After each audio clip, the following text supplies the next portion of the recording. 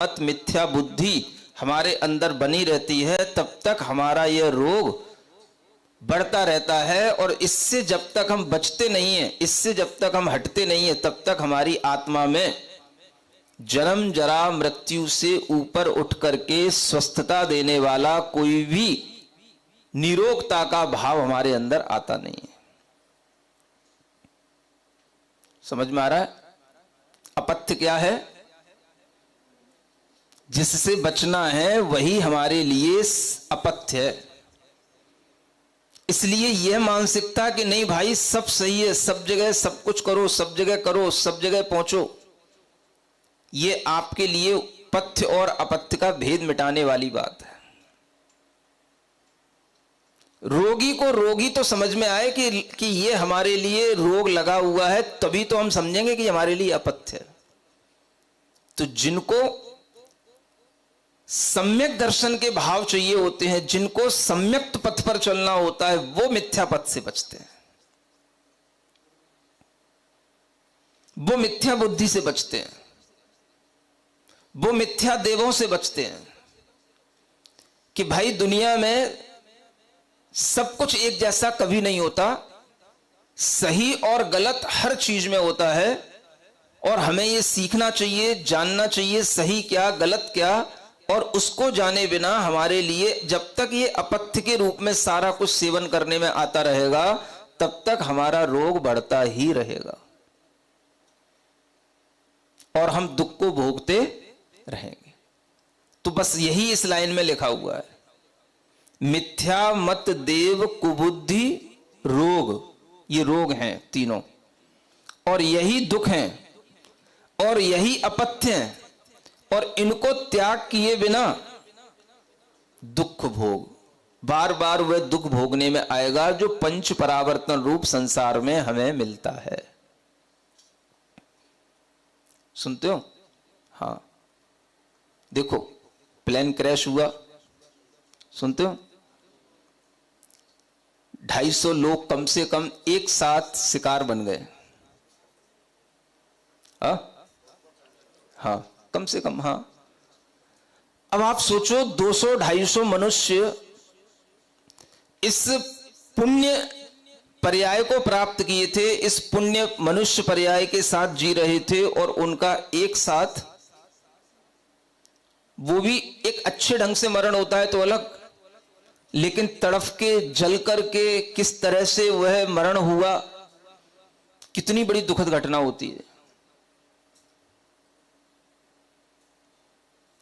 जब मनुष्यों का इस तरह से होता है तब हमें कुछ सोचने में आता है, सुनते हो?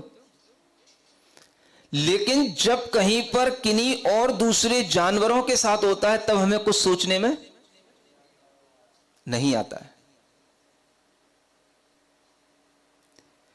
कर्म कहीं ना कहीं हमारे ही होते हैं, और उन कर्मों के फल मिलने के लिए कोई ना कोई साधन हमारे ही कर्म उत्पन्न कराते रहते हैं,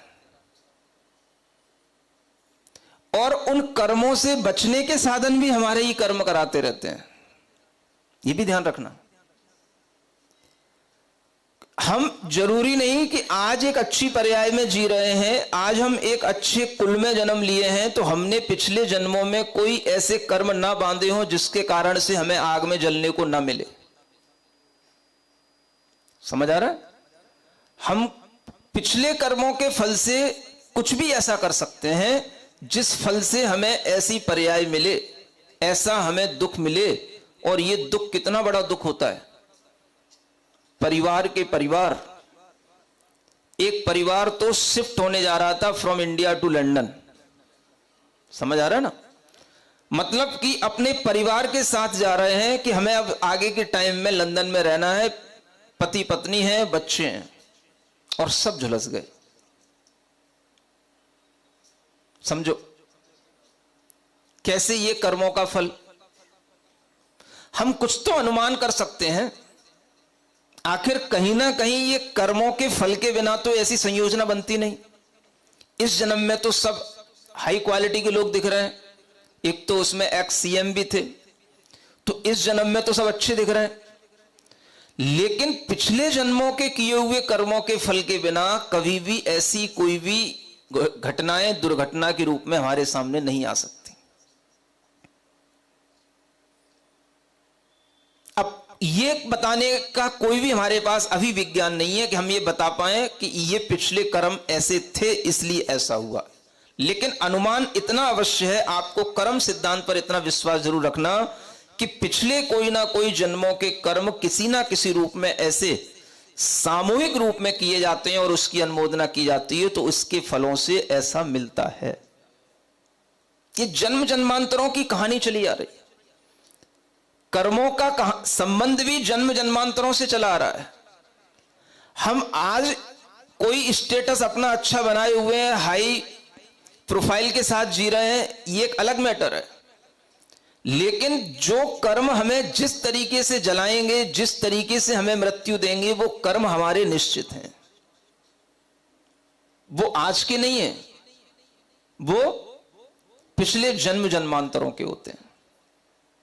उन्हीं के बीच में से एक सिंगल व्यक्ति बच जाता है, एक सिंगल पर्सन। समझ आ रहा है? एक और कोई बता रहा था कि कोई एक और लेडी थी जो जाने वाली थी, जाम में फंस गई, लेट हो गई, फ्लाइट चली गई, बच गई। सुनो, ये सब भी कर्म के फल से, मतलब जिसका उसमें टिकट है फिर भी वो बच गई। जो किस सीट पर बैठा है, कहां पर एक्सीडेंट हुआ, वो कैसे सीट के गेट से बाहर निकल गया, वो एक बच गया, बाकी सब झुलस गए। ये कहीं ना कहीं हमें इतना तो अनुमान लगाने के लिए मन को कहे कि ये सब किससे? हमारे कर्मों के फल से। अब आप सोचोगे कि सबके सामूहिक रूप से कर्म फल कैसे हो जाते हैं महाराज? भाई क्यों नहीं होंगे? क्या हम पिछले जन्मों में देखें या इस जन्म में भी देखें, आखिर हम यही जन्म में भी तो जो कर रहे हैं वो भी तुम्हारा अगले जन्म में पिछला बन जाएगा ना। मान लो आप किसी पार्टी में गए, वहां नॉनवेज बन रहा है, समझ आ रहा है? वहां पर मान लो मछलियों का कुछ भी नॉनवेज बन रहा है, 200 मछलियां आई, समझ आ रहा है? और उनका एक साथ हत्या की गई खाने के नाम पर। ये बड़ी कॉमन सी चीजें हैं जो दुनिया की हर पार्टी में होता है। आप उसमें शामिल हैं, आपने भी उसका सेवन किया। ये सामूहिक रूप से आपने सेवन किया, सामूहिक रूप से आपने जो भोजन किया, वो कर्म बंध बांधा, वो सामूहिक रूप से हुआ। आपके भोजन के लिए जिन जीवों की हत्या की गई, क्या वो सामूहिक हत्या का पाप आपके ऊपर नहीं लगेगा? वो जीव और कौन से होते हैं? वो जीव कहां से आएंगे? ये सामूहिक पाप इस तरह से अर्जित होते हैं। अब आज आपने शौक में वो सामूहिक पाप अर्जित कर लिए, आपने सबके साथ मिलकर के अपना भी उसमें इंटरेस्ट ले लिया, वो इंटरेस्ट ही आपका उस पाप के साथ बॉन्डेड हो गया।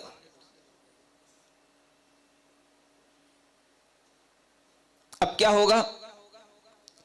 आप देखो कैसी मछलियों के बाजार में कैसी ढेर लगे रहते हैं, बकरों के बाजार में, बकरियों के बाजार में कैसे ढेर लगे रहते हैं। और जो लोग उन होटलों में जाकर के वो सब चीजें खाते हैं, उन सबकी हत्या का, सामूहिक हत्या का उनके ऊपर वह दोष क्यों नहीं लगेगा?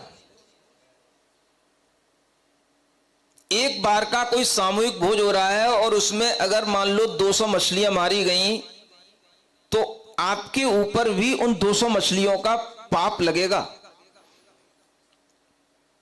ऐसा नहीं कि उसमें पाप का बंटवारा होगा कि आपके लिए एक। समझ में नहीं आ रहा? क्योंकि वो जो पार्टी बनेगी वो सबके साथ बनेगी और सबके साथ हत्या होगी, और उस हत्या में आप भी शामिल हैं और बड़े प्रेम से शामिल हैं। समझ आ रहा है? कर्म किसी को नहीं छोड़ते। आज आप कर्म बंद कर रहे हो, ये कर्म का फल आज नहीं मिलेगा, जब समय आएगा तब मिलेगा। उस समय पर आप कितने ही सूट बूट में हो, कितनी ही बड़ी फ्लाइट में हो, कितने ही बड़े टर्नओवर वाले, कितने ही बड़े आदमी हो, कर्म इसको कुछ भी नहीं देखता। उसे जब फल देना है तब देगा, सामूहिक देगा। और अगर आपने सामूहिक रूप से उन सब ओकेजनों में अपने लिए कर्मबंध बांधा है, तो वही कुछ ऐसा फिर से कर्म घटित करेगा कि आपको सामूहिक रूप से इकट्ठा करेगा और आपको सामूहिक रूप से उसका फल भोगना पड़ेगा। यह कर्म सिद्धांत किसी का बनाया हुआ नहीं है, इस प्रकृति का सिद्धांत है। ऐसा नहीं कि हमें उन लोगों के प्रति संवेदनाएं नहीं, लेकिन इसके पीछे जो कर्म सिद्धांत है वो ज्यादा संवेदनशील है, उसकी तरफ भी देखना चाहिए। आम आदमी तो केवल बस तौबा तौबा हाय हाय करके अलग हो जाता है और करता वही पाप है, उसके ऊपर भी वही आने वाला है। ये किस फिलॉसफी से चलता है, अगर हम ये नहीं सोचेंगे तो हम कभी भी इन चीजों से अपने आप को बचा नहीं पाएंगे। सामूहिक पाप जहां पर होते हैं, अगर हम वहां खड़े होते हैं, उस पाप की अनुमोदना करते हैं, उस पाप में शामिल होते हैं, उसमें पार्टिसिपेंट बनते हैं, तो हम भी उस पाप के भागीदार होते हैं। इस पाप से बचने का ये बहुत बड़ा सिद्धांत अगर आपके दिमाग में नहीं होगा तो आपके लिए भी कोई बचाने वाला नहीं होगा।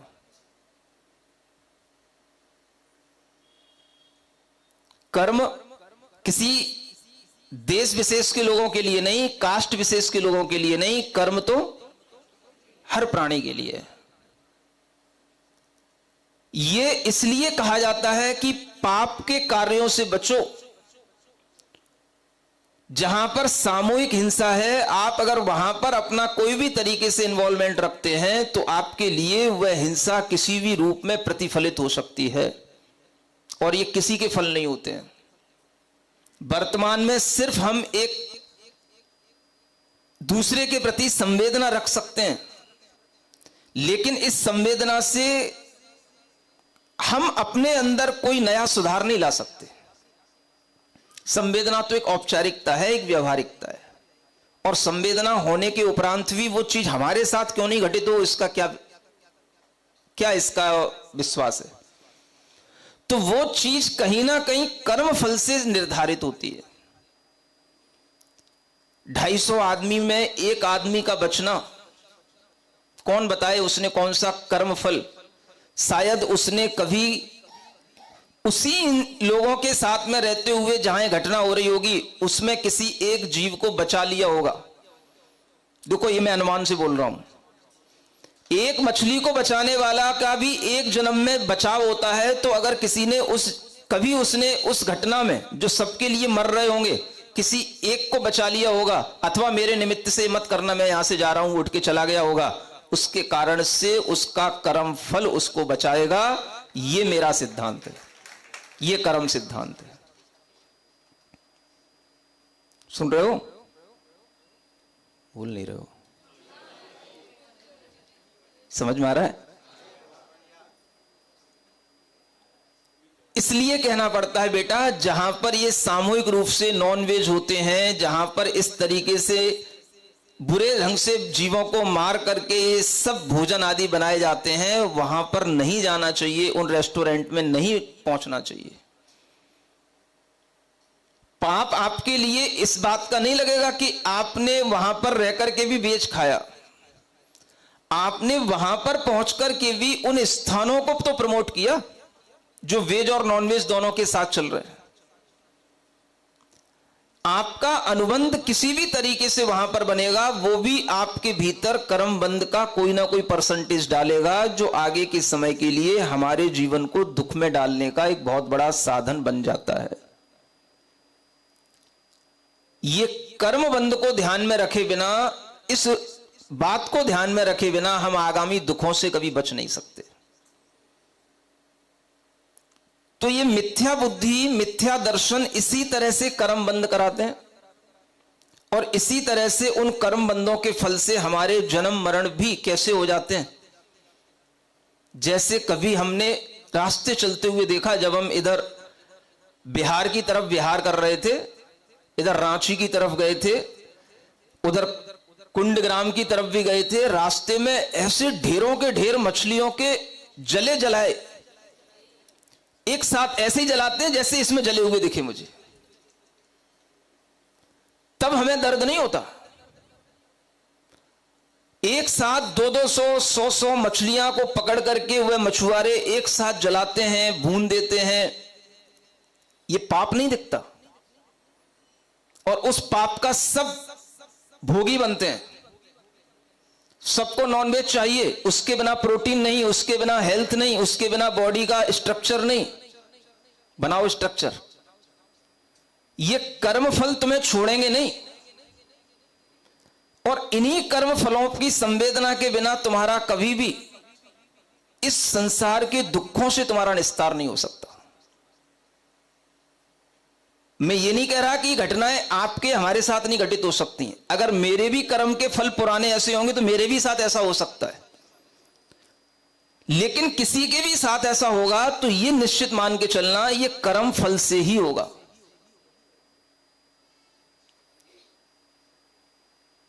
कोई भी व्यक्ति हो, आग में अनेक लोग जलते हैं, साधु साधना भी करने वाले भी जल जाते हैं, कोई भी जल सकता है, लेकिन जब भी उसके लिए इस तरह से होगा, उसके भी अपने पूर्व कर्म फल से ही होगा। यह विश्वास हमें भी रखना पड़ता है और हम सबके लिए इसी विश्वास के साथ चलना पड़ेगा। अगर हमने इतना भी सीख लिया तो मिथ्या बुद्धि से हम बच जाएंगे, मिथ्या दर्शन से बच जाएंगे, और जो हमारे अंदर जो ये जन्म मरण इतने बुरे तरीके से हमें झेलने पड़ते हैं, इसके बचने का एक ही मात्र उपाय है, ये सम्यक ज्ञान आज अपने अंदर बीज रूप में डालना। तब इसका फल कई जन्मों के बाद मिलेगा। यह भी मत कहना कि इस जन्म में तो तुमने बहुत धर्म किया, फिर भी तुम जल गए, फिर भी तुम मर गए। इस जन्म के धर्म से भी तुम्हें आज ही मिल जाए कह नहीं सकते, लेकिन अगले जन्मों में हमें इस धर्म के फल से जो हमने पहले का किया है वो अगर निश्चित होगा, भोगना तो भोगना पड़ेगा, लेकिन आगे के लिए कहीं ना कहीं हम एक सुरक्षा का पाथ इसी धर्म से बना पाएंगे, इसी कर्म विज्ञान को जान करके बना पाएंगे। ये सीख हम लोगों के अंदर आनी चाहिए। इसलिए बहुत सारे बच्चे तुरंत कहने लग जाते, तुमने तो खूब धर्म किया था ना, फिर क्यों ऐसे मर गए, फिर क्यों ऐसे जल गए। भाई उन्होंने किया था वो पिछले कर्म के फल से जल गए, मर गए, लेकिन इस जन्म में जो किया है अब आगे नहीं जलेंगे, नहीं मरेंगे। एक बार और सही सुनते हो। लेकिन जो आज भी ऐसा ही कर रहे हैं, वो अगले कई जन्मों के लिए भी अपना वही रास्ता बना रहे हैं। जैसे मछलियों को मारने में, बकरों को मारने में, उन्हें भूंजने में, मछलियों को भूंजते हुए देख करके किसी को संवेदना नहीं आती कि 200 मछलियों के ढेर ढेर जगह जगह पर लगे हुए मिलते हैं। सुनते हो। और यहां हम थोड़ा सा मनुष्य के लिए देखते हैं तो हमारे अंदर संवेदना आती है। संवेदना तो हमें हर प्राणी के प्रति होनी चाहिए ना। अगर उनके प्रति संवेदनाएं होंगी तो उसी पुण्य फल से हमारी भी रक्षा होगी और हम भी इसी तरह से अपना आगे का जीवन बचा करके चल पाएंगे। सुनते हो, क्या समझ आता है? कर्म सिद्धांत, इसमें शक्ति है। बस कर्म सिद्धांत के फल से ही यह सब निश्चित होता है। जन्म सुनिश्चित, मरण सुनिश्चित, कर्मों का फल मिलना निश्चित, ये निश्चित है। इसलिए कहना पड़ता है संभल के चलो, अच्छे कर्म करो। कुबुद्धि से कुतर्क पैदा करके अपने अंदर उसी पाप को बार बार करने का दुस्साहस मत करो। ये आदत पड़ी हुई है हमारे मिथ्यात्व के संस्कारों के कारण से कि हम कुबुद्धि से बार बार वही कुतर्क करते हैं और उसी रास्ते पर चलने को तैयार होते हैं जिसका हमारे ऊपर संस्कार पड़ा हुआ है। इसलिए ये अपथ्य त्याग बिन दुख भोग। अब क्या करना?